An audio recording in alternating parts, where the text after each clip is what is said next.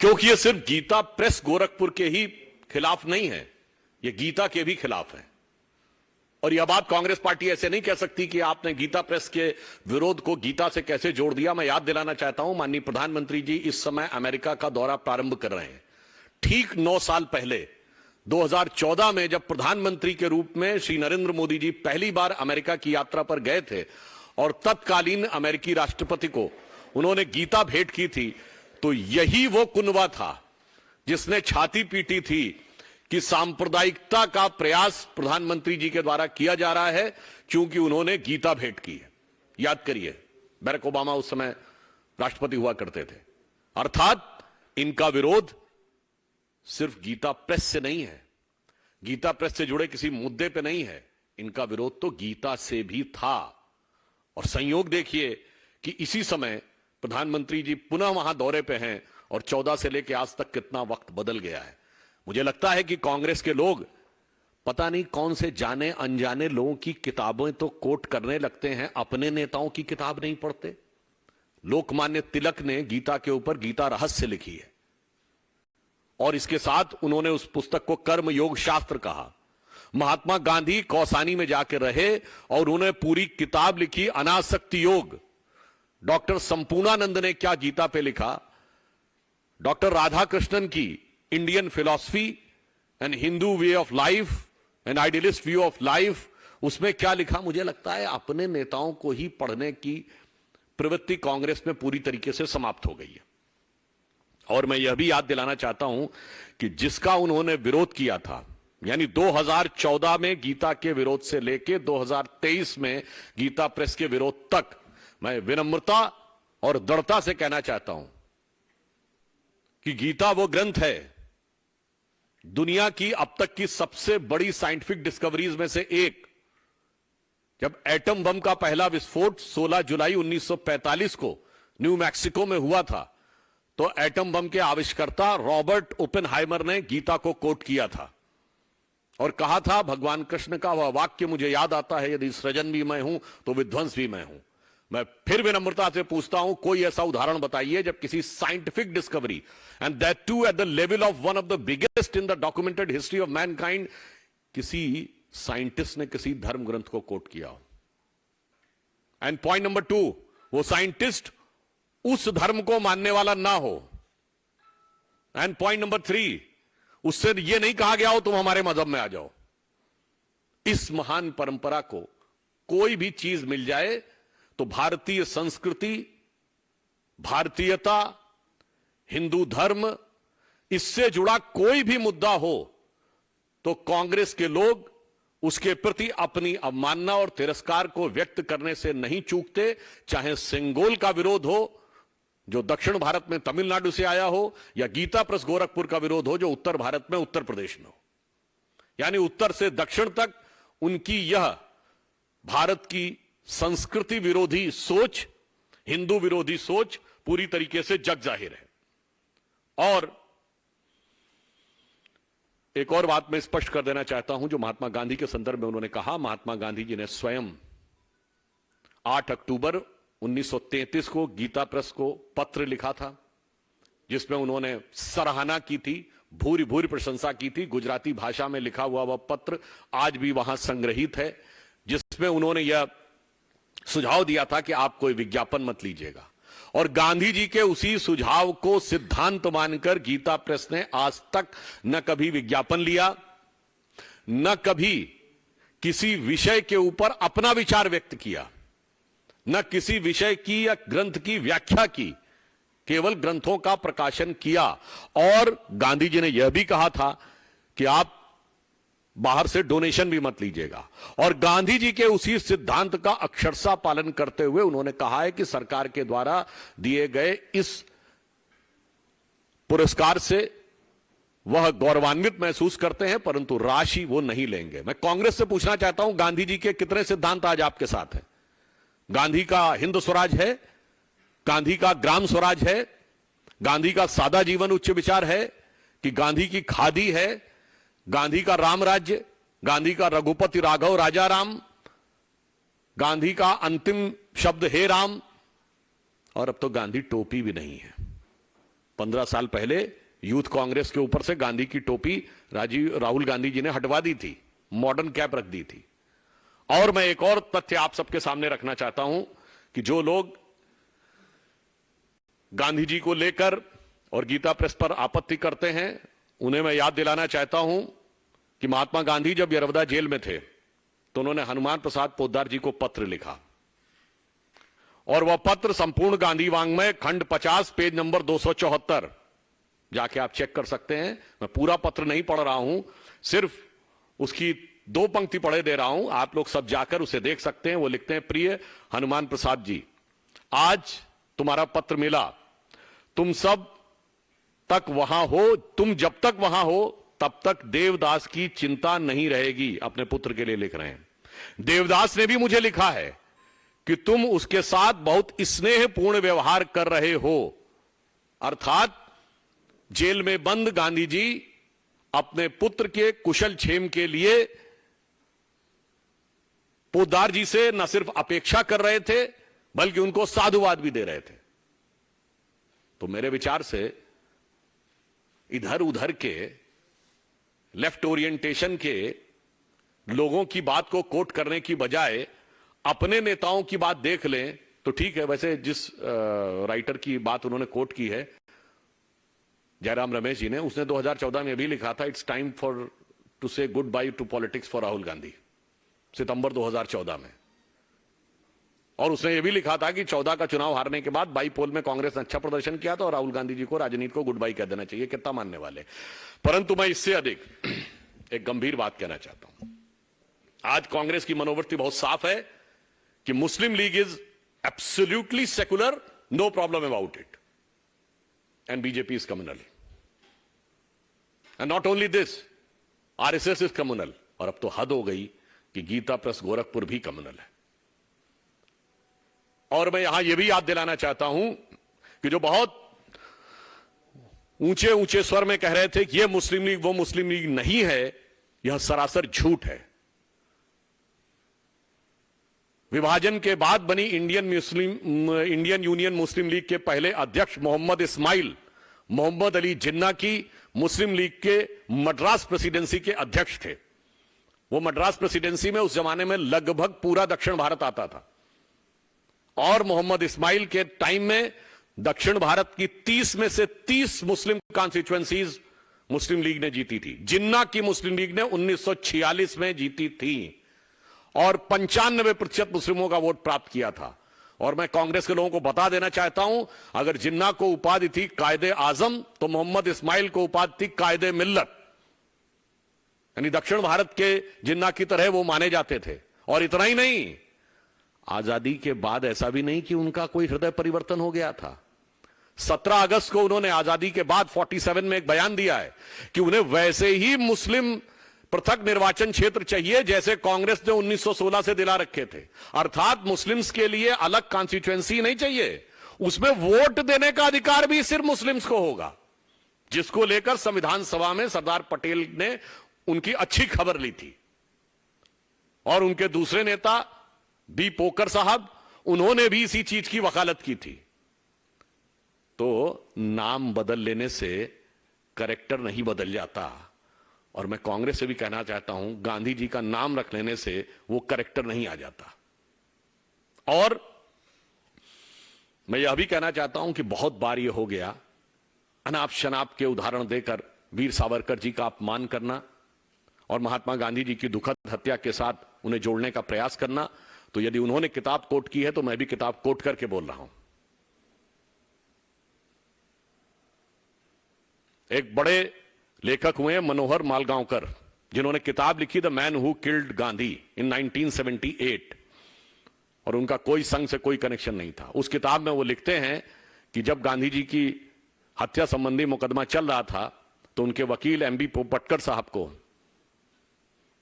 Doctor Ambedkar phone करते हैं और मिलने के लिए बुलाते हैं।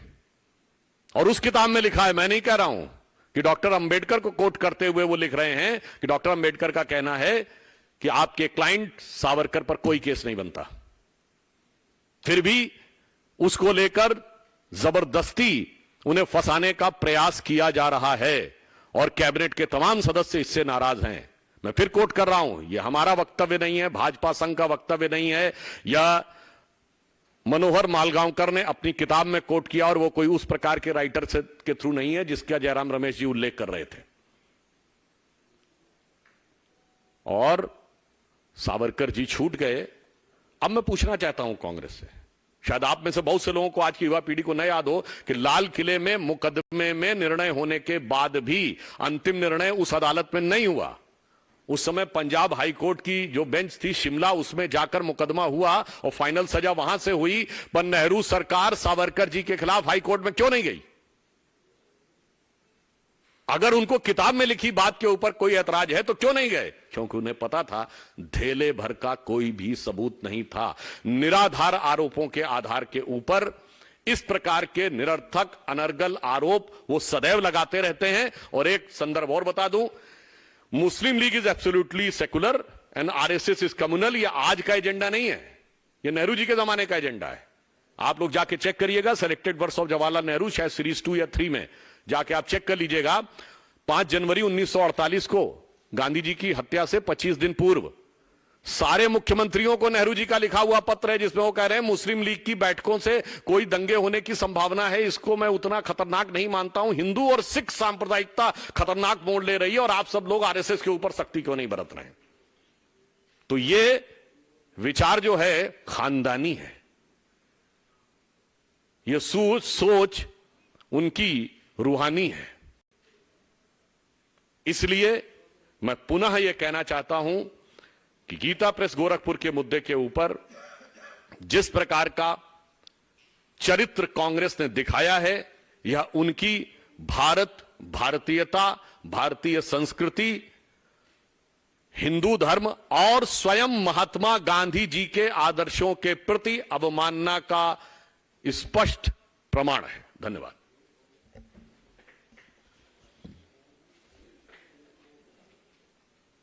कोई प्रश्न हो तो पूछ सकते हैं। एक सवाल ये है सर, तुषार गांधी ने भी विरोध किया है जिस तरह से गीता प्रेस को किया गया।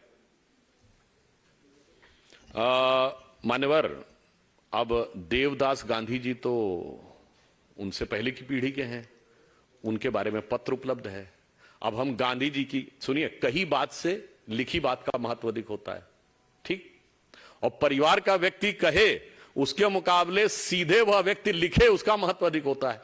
तो हम गांधी जी के लिखे 2 पत्रों को अधिक महत्व दें अथवा उनके परिवार के किसी व्यक्ति की बात को।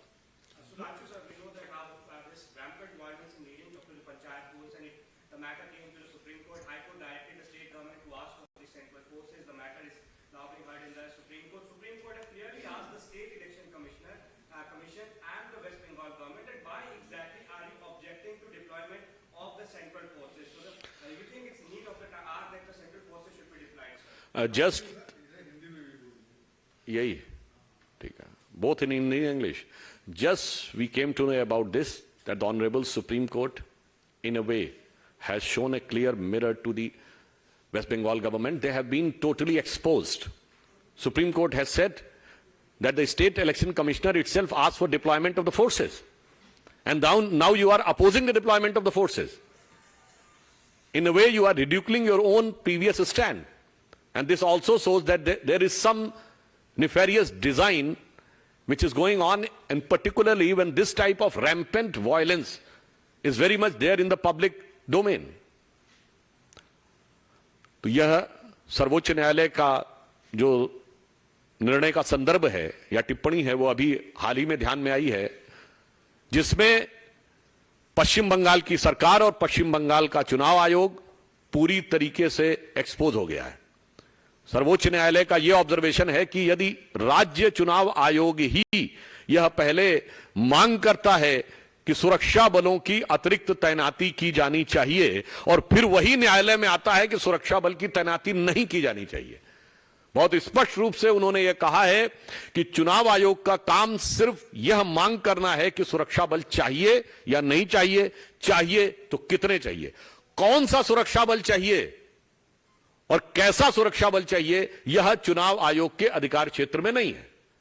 तो जब आप स्वयं मांग रहे हैं कि मुझे अतिरिक्त केंद्रीय सुरक्षा बल चाहिए, तो केंद्रीय सुरक्षा बल या राजकीय सुरक्षा बल, उसमें आप भेद कैसे कर सकते हैं? मुझे लगता है एक बार फिर अपनी पूर्ववर्ती प्रवृत्ति के चलते एक नहीं अनेक बार अदालत की चौखट पर पश्चिम बंगाल की तृणमूल सरकार, जो कि इन चुनावों में इतने विभत्स हिंसा के दृश्यों को देख रही है, पहले भी कई बार अदालत की चौखट पर औंधे मुंह गिरी है, वही दृश्य इस बार पुनः दिखाई पड़ रहा है। रविकांत राय जी।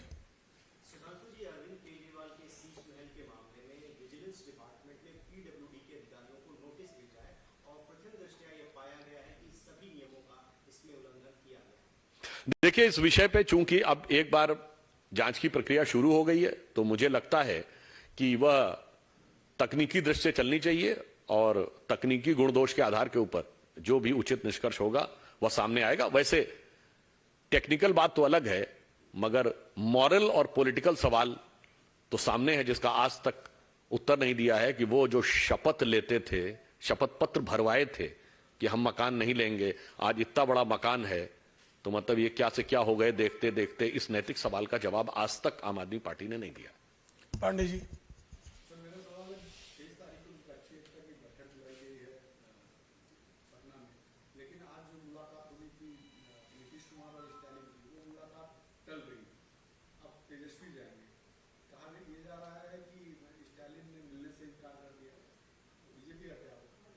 नहीं, मुझे लगता है कि नीतीश कुमार जी, जो अपने को बहुत बड़ा राष्ट्रीय नेता मानते हैं, उनका इतना भारी प्रभाव तमिलनाडु में होगा वोटों के ऊपर, तो शायद इसी कारण से उनको ऐसा लगता होगा कि स्टालिन को कोई समस्या हो रही होगी। मतलब बड़ी आश्चर्य की बात है कि वो नेता हैं जो किसी दूसरे राज्य में कितना वोट प्रभावित कर सकते हैं, कोई भी समझ सकता, पर कोई ऐसी बात नहीं है। देखिए, ये जो तथाकथित विपक्ष की एकता थी जो 23 जून को मिलने वाले थे, ये उतनी ही मजबूत थी जितना बिहार के उस पुल की नींव मजबूत थी जो भरभरा के ढह गया। तो पुल तो टूट ही गया है, हम मांझी भी अलग हो गया है, तो अब भैया की नैया कैसे पार लगेगी ये आने वाला वक्त बताएगा, या यूं कहें कि वो हकीकत खुद ब खुद उभर के सामने आती जा रही है जो जो वो इस कदम पर आगे बढ़ा रहे हैं। यतेंद्र जी। तो मेरा सवाल है, शिवसेना सांसद जो उद्धव ठाकरे गुस्से हैं, उन्होंने एक यूएन जनरल सेक्रेटरी को एक पत्र लिखा है और 20 जून को विश्व गद्दार दिवस घोषित करने की मांग की, क्योंकि इसी दिन जो विधायक थे जो बगावत करके सरकार बनाई थी। मेरे विचार से आज की डेट में वो अपनी पार्टी, जो कि एक क्षेत्रीय दल था, उस क्षेत्रीय दल को एक क्षेत्र तक सीमित रह गए हैं और अंतर्राष्ट्रीय क्षेत्र तक वह लिखने का प्रयास करें, तो यह अपने आप में हास्यास्पद है। और मुझे इस बात का बहुत कष्ट भी है कि एक दौर था तमाम विपक्षी सांसद देश के बाहर चिट्ठियां लिखा करते थे भारत के आंतरिक मामलों के ऊपर।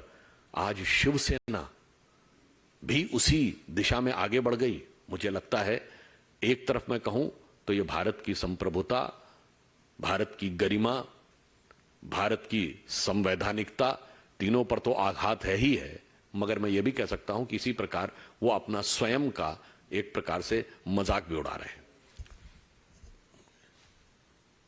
सर, कोर्ट ने सिक्योरिटी डिप्लॉयमेंट के साथ साथ हिंसा पर भी बात करी। उन्होंने कहा है चाहे 2013 हो या 2018 बंगाल चुनाव के दौरान हिंसा का इतिहास रहा है, और उसके साथ साथ एक और चीज कही है कि चुनाव कराने की आड़ में हिंसा की इजाजत नहीं दी जा सकती। इसमें बीजेपी का क्या कहना है? देखिए, हमारा तो डे वन से मानना है कि जो कुछ बंगाल में हो रहा है वो कोई स्वतः स्फूर्त हिंसा नहीं है, वो एक प्रायोजित नियोजित हिंसा है, और यह वर्तमान चुनाव में नहीं, पूर्ववर्ती चुनावों में दिखाई पड़ चुकी है। मुझे याद है शायद पिछले पंचायत चुनाव में 14 या 15 लोगों को अपनी जान गंवानी पड़ी थी। यदि इतनी भीषण हिंसा दिखाई पड़ रही है और उसके बाद कोई सरकार यह कहे कि उसे सिक्योरिटी फोर्सेस नहीं चाहिए, तो मुझे लगता है इससे यह दिखाई पड़ जाता है कि वो किस सीमा तक जाके हिंसा और लोग